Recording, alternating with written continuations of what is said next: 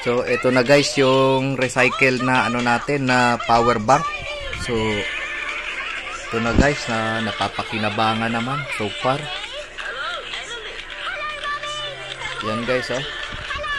Nakalagay yung ano niya, battery capacity voltage, tapos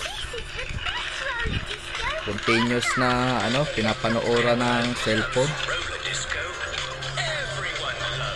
So guys oh.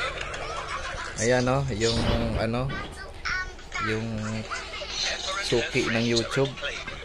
Today, children, we are going to learn about instruments. So ayan siya guys.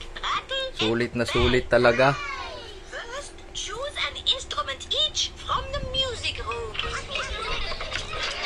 So pag walang kuryente, lalo na nitong ano nakaraan na bumabagyo, You bang them with your hands. kahit pa paano ano rin malilibang din yung bata sa panonood ng ano ng YouTube o kaya yung mga nakasave na mga ano na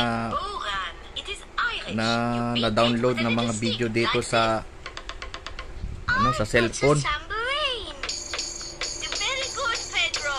You can also shake it like this. So salamat sa inyong panonood.